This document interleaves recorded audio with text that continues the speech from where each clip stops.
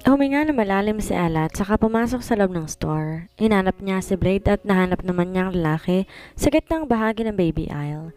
Pinagtitinginan to ng mga tao dahil sa agaw pansin na itsura kahit pa nakakap at balot na balot iyon. Pero di naman magawang makalapit sa mga nagtitili ang babae kay Blake dahil sa salubong at masama nitong itsura. Sino bang di matatakot sa lalaking to? Kung anong impresyon mo sa kanya, lalaking malakas ang amats. Blake, anak ng...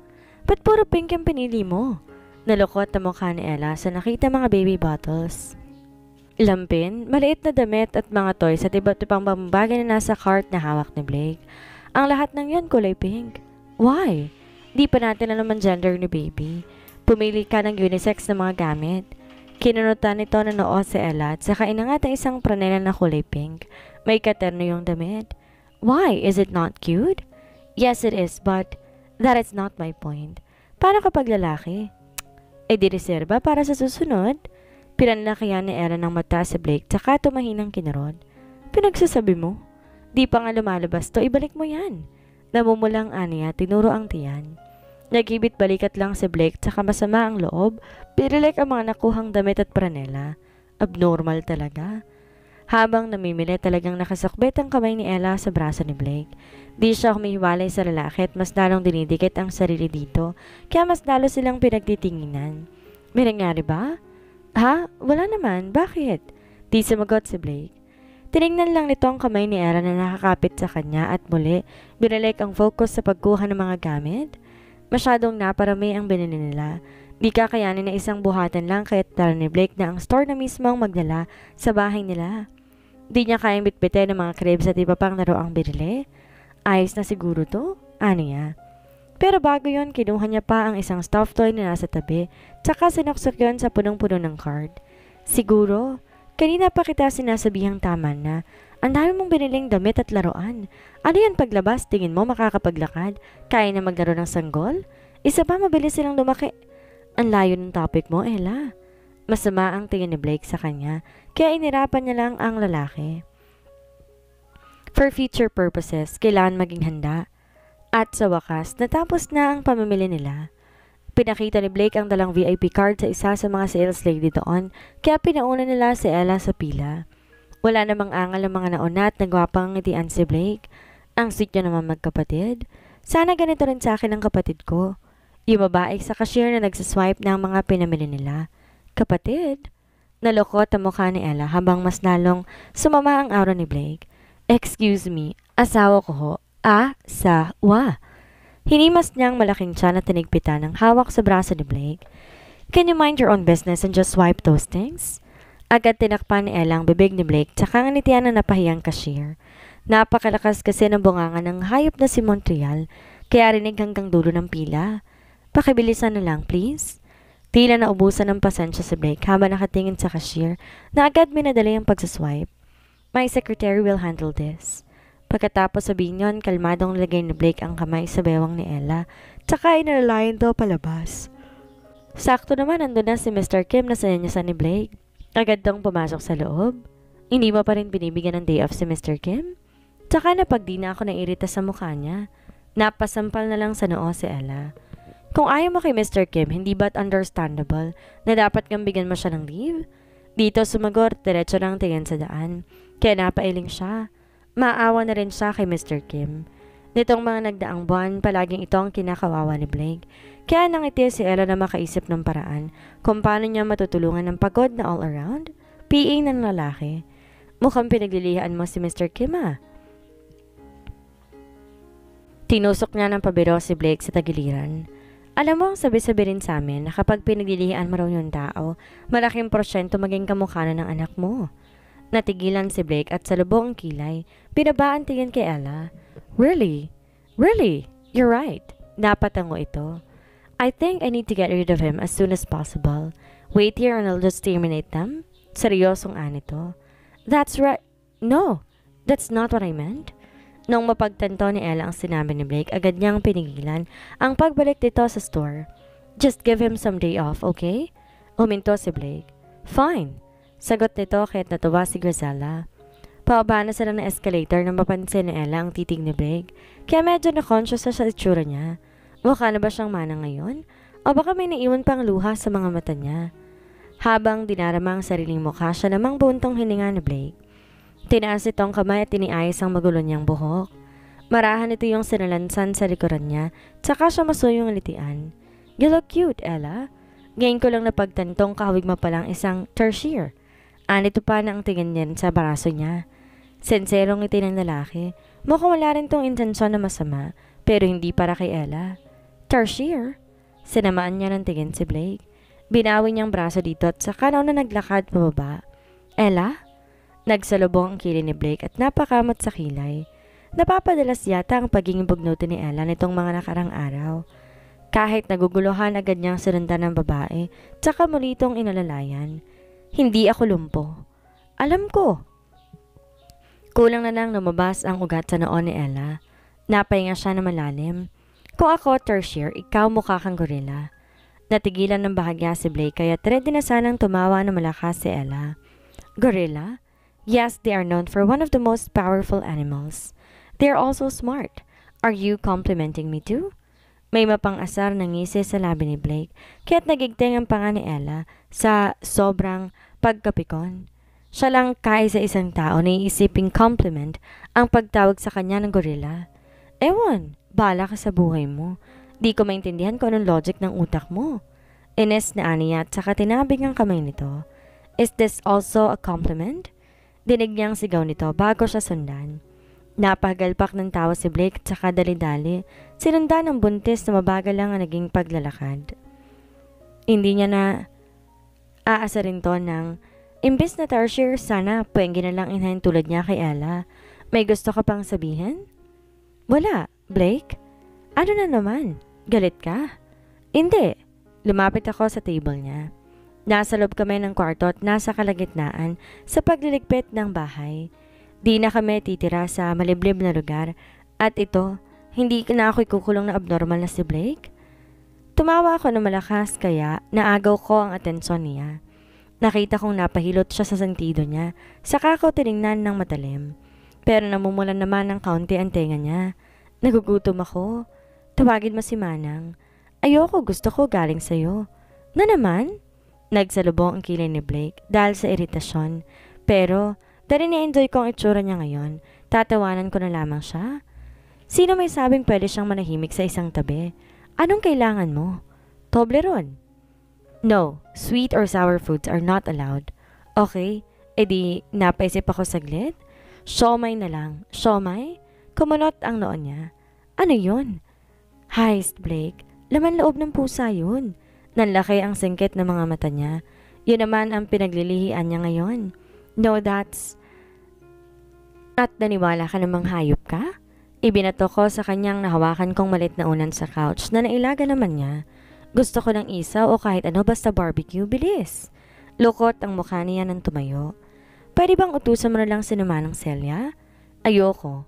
Gusto ko galing sa kamay mo.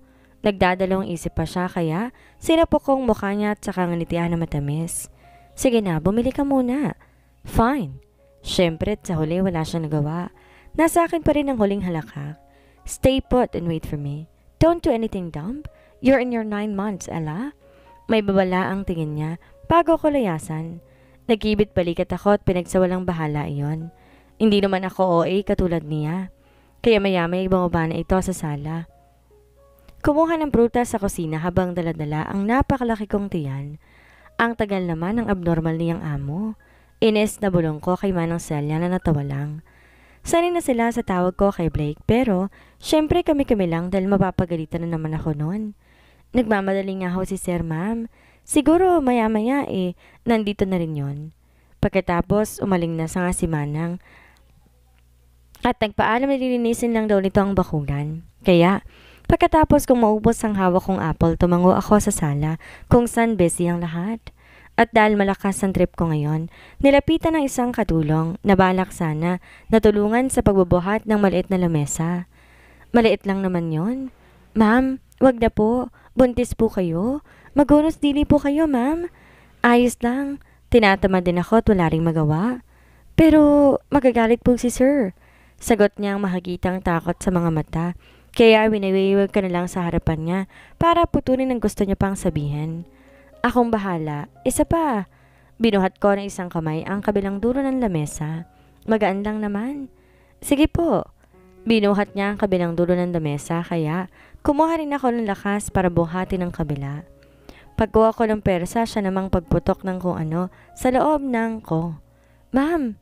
Dahan-dahan kong tinignan ang paahan ko, tsaka nakita doon ang likidong dumadali mula sa below the knee dress ko.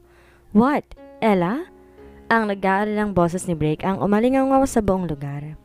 Nakangwi ko siyang tinignan habang naka-estatwa pa rin sa pwesto ko kanina. Yung panubigan ko, Blake, pumutok na yata.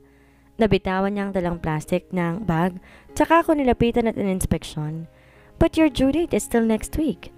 That doctor? Gigil ang mukha niya nang kunin ang cellphone at tawagan ng doktor. Ano pang tinatanga-tanga ninyo? Ihanda niyo ng mga gamit at kotse ko. Ngayon din.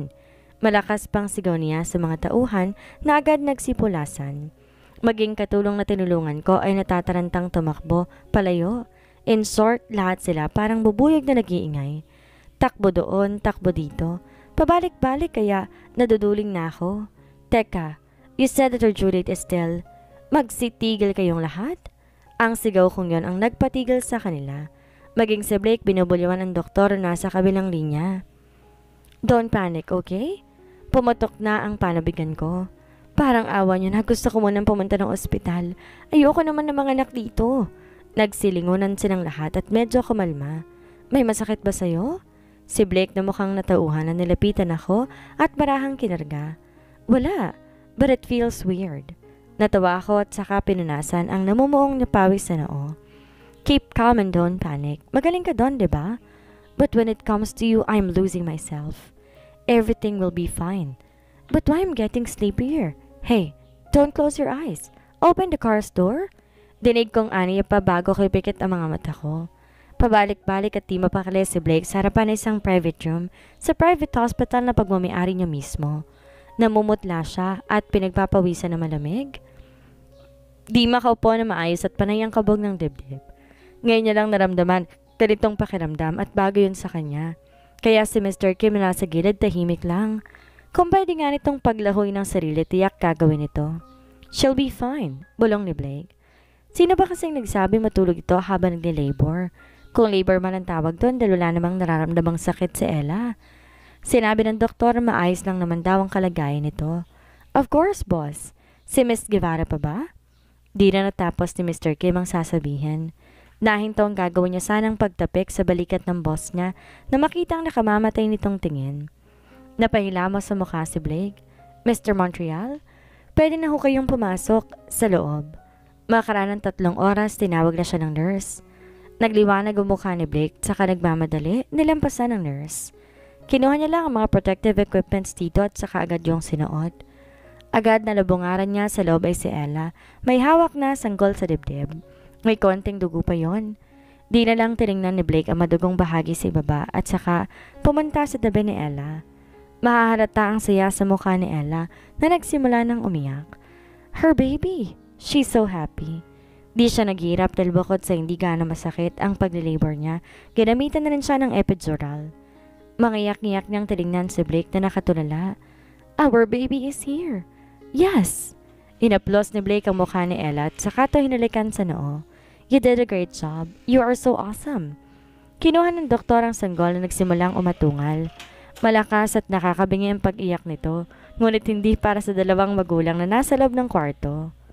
Pagkatapos inisan at ilagay sa lampe ng sanggol, nililisan na rin nila si Ella. Here is your healthy baby boy, Mr. Montreal. Congratulations!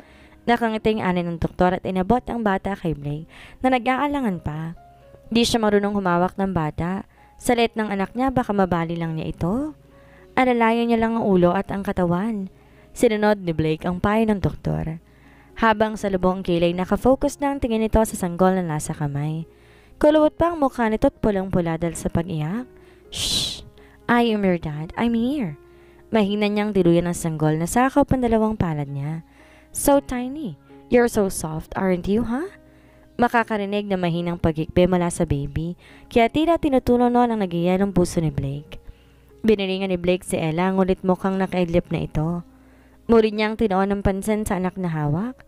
Pumorma ang isang malamyos at payapang ngiti sa labi ni Blake. Sino nagsabing gagamitin lang niya ang sarili niyang anak para sa pansarili niyang kapakanan? Natawa siya ng pagkak sa kanapailing. Iniangat ang hawak na sanggol at saka hinalikan sa noo habang mariing naipikit dahil may kung anong yatang tubig ang gustong lumabas sa tuyot niyang mga mata. You're our child. Daddy's here. I will protect and treasure you just like your mother. Di alintana ni Blake ang mga tao sa loob. Subukan lang ng mga tong ilabas at pagchismisan siya. Baka maputulan ng buhay ang mga to nang wala sa oras. Sa ngayon, isa lang alam at sigurado si Blake. Masaya at nakaginhawa na siya ngayon. Blake. Parehong walang kurap at titig na titig sina Ella at Blake sa sanggol na nasa harapan. Nakaingat to na matimbing na natutulog sa isang pediatric medical crib. Malusog ang bata, ngunit malit to kung ikukumpara sa kamay ng dalawa. Ella cannot believe it either. Ang anak niyang nasa sinapupunan abot kamay na niya ngayon. Nilahad niya ang palad at hinaplos ang makinis na pisngi ng sanggol, ngunit agad yung tinapik ni Blake at sinamangutan to ni Ella. What? Alcohol. Tinapal nito sa kanya ang alcohol at agad niyang kinuha. Our child. Anito pa tinurong sanggol sa crib. Hindi, Montreal. Anak ko lang. Ines na ani at pinapahid ang alcohol sa kamay. Hindi na ines si Blake sa mga sagutan ni Ella. Nilingon niya ang babae at saka ito niyakap na mahigpit bago hinalikan sa tuktok ng ulo. Thank you. Kinakurap ni Ella ang mga mata at tiningala si Blake. Kaya rin palang magpasalamat ng hayop. I love you. Titig na titig sa kanyang malalim nitong mata habang seryosong tinig kaya pinamulahan si Ella. I love you too? Ha? Hindi ko marinig. Binitawan siya ni Blake sa kanginisihan. Stop being so childish when you already have a child. Biglang sumama ang tingin ni Blake sa kanya, tsaka to binalingan ng sanggol. Maingat itong binuhat at dahan-dahan. He looked so small. Maayos na naging itsura ng sanggol pagkalipas ng ilang oras.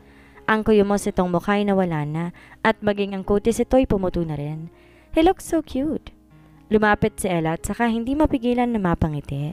A child with an instant husband? Not bad. Tinaas niya ang kamay at hinawakan ang maliit na kamay ng bata. Wait. So, anong pangalan ni baby? Actually, may naisip na ako pero hindi ko lang Eros? Ha? Teka't baka mali lang iniisip ni Ella. Nangiti na malapad si Blake hanggang sa sanggol pa rin nakatingin. Bagya niya itong idinuduyan. Eros Felix Montreal. Puno ng pagpapahalaga at kasiyahan ang dati walang buhay na mga mata ng lalaki nang tingnan si Ella na natameme na lamang. Talagang pinangalanan ng hayop na si Blake ang anak nila na walang pasabi sa kanya. Pero, hindi niya ako madadala sa ngiti at gwapo niyang mukha. Bakit hindi mo sinabi sa akin? Because I want to surprise you. Wow! Napabuntong hininga na lamang si Ella. Mabuti na lamang at maganda ang pangalang binigay nito sa anak niya. Nako, kung hindi baka ibalibig na niya si Montreal papalabas ng ospital gamit ang bintana. Eros means strong and powerful. I want him to be like that. Natigilan si Blake na makitang mumunting pagngiti ng anak. Tila nahawa nga rin siya kahit natuwa na mahina. He needs to be like that. In this unfair world, no one can protect you but yourself. Lumambot ang puso ni Ella at saka niyakap si Blake. Mahal din kita, kako. Isa pang hamo, Montreal, itatapon na kita palabas.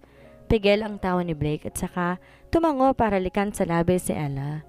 Ah, I love you too both. Tinaas nitong anak nila. I think I love this little guy more. Umawang ang labi ni Ella, tsaka hinampas na mahina si Blake sa braso. Nalaman naman ng family niyang nag-anak na siya, dumalaw na ang mga ito. Nanghingi na rin ng tawad ang papa niya, pero napatawad niya na ito. Pero nandun pa rin yung hinanakit na bakit hindi nito nakita lahat ng sacrifice niya na ipinagmamalaki nito. Ganoon pa naman pala lahat ng kulang sa pagkatao niya, napunan yon ni Blake. Nag-propose na rin ito after niya manganak at plano na pala nito gusto niya lang maging maayos ang pagbubuntis ko bago kami makasal. Sa panahon ngayon, bihira lang ang lalaki na mas sobra yung love kaysa sa babae. Kasi madalas babae yung sobrang magmahal, kaya madalas nauwi sa break-up. Di naman kasi kayang i-handle ng ilang babae yung ganitong sitwasyon. Pero kung mas mahal ka ng lalaki, kahit gaano pa kasiguro kagulo, maiintindihan ka niya. Boys are good at handling situation.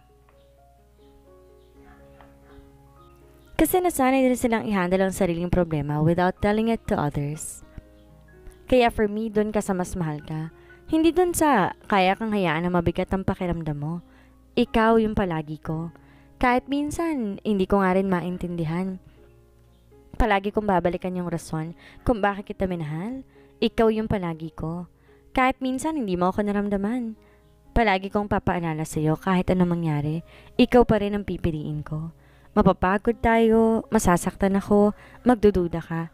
Manghihina tayo pero palagi nating pipiliin ang isa't isa. Palaging magmamahalan, palaging uunawa, pupunan ng pagkukulang, itatama ang maling nagawa.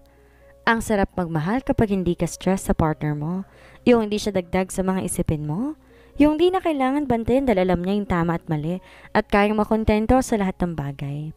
Sarap maging asawa ng isang Blake Montreal. Ikaw lang sapat na, aalagaan at iingatan ka hanggang sa dulo. Mas naging masaya silang nagsama ng dating Blake na arrogante at palangiti na ngayon. Iba talaga ang karisma ng isang Ella Guevara. At dito na po nagtatapos ang kwentong The Billionaire CEO's Obsession.